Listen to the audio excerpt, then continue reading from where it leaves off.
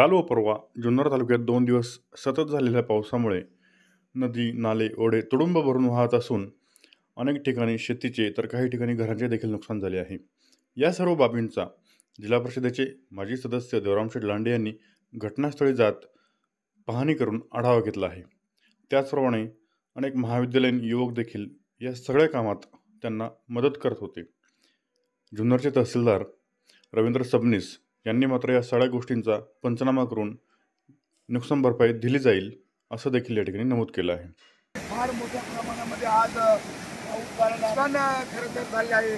सोयाबीनचे पिकं वाहून गेलेले आहेत आणि या ठिकाणी या नदीला पूर आलेला आहे. गेल्या 2-3 वर्षापूर्वी या नदी आलो होतो आणि याला पूर येऊन या ठिकाणी कसं या 10-15 गावाचा संपर्क तुटला होता 3 वर्षापूर्वी. परंतु आता पूल झाल्यामुळं हा संपर्क चालू आहे आणि म्हणून अशा प्रकारचा हा आजचा पाऊस हा मुसळधार पाऊस आहे. या शिंदे पुलावरती गावकरी आणि आम्ही उभा आहोत. खरं तर आता सोयाबीनची मोठ्या प्रमाणामध्ये खरं तर नुकसान झालेले आहे. अशा प्रकारचा आजच्या पावसाची परिस्थिती आहे आणि म्हणून मी शासनाकडं अशी मागणी करतो की शासनाने तलाठी सरकारने पाहणी करावी.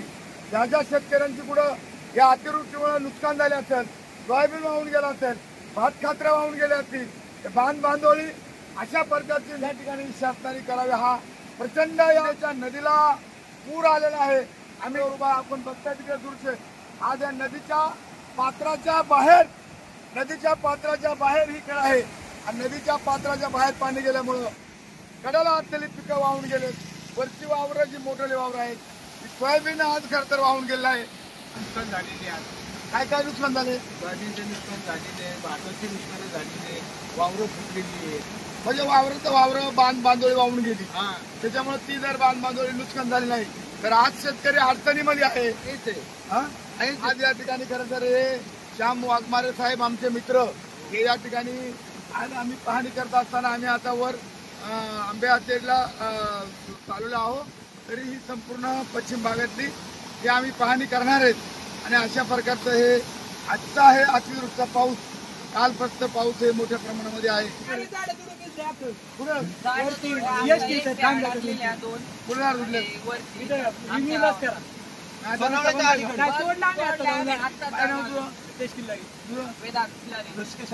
अभिनंदन तुमचं.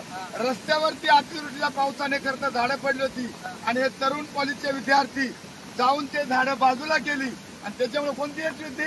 निमळून, आंबोली, आंबेहाती या 3 एसट्या खरं तर या कॉलेजच्या विद्यार्थ्यांनी ती झाडं रस्त्यामध्ये पडली होती आणि ती झाडं काढली आणि म्हणून एसटीचा प्रवास पुढे चालू झालेला आहे. असे चक्क जम झाला आहे आणि म्हणून मी त्यांनाही तरुणांचं मी अभिनंदन करतो की ती एसटी झाडं बाजूला केल्यानंतर एसटी गेलेला आहे. असे अनेक नुकसानी झालेले आहेत आणि शेतकरी आज खरं तर आमचा शेतकरी राजा आज बळीराजा अडचणीत सापडलाय आणि म्हणून आपण या मीडियाच्या माध्यमातून मी तहसीलदार असेल, कलेक्टर असेल, प्रांत असेल या सर्वांना मी सांगू इच्छितो की तात्काळ पाऊस उघडल्या हे पंचनामे करा. सोयाबीनचे सुद्धा वाहून गेले सोयाबीन अजून काय पिकं वाहून गेली म्हणजे आपली मूळ पिकं आहेत आणि बांधोळे ही सुद्धा मोठ्या प्रमाणामध्ये नुकसान झाले आहे. तर मी अधिक काही न बोलता निश्चितपणे या सर्व याची पाहणी करून शासनाने ताबडतोब त्याची नुकसान भरपाई द्यावी अशा प्रकारची मागणी करतो आणि शासनाला धन्यवाद.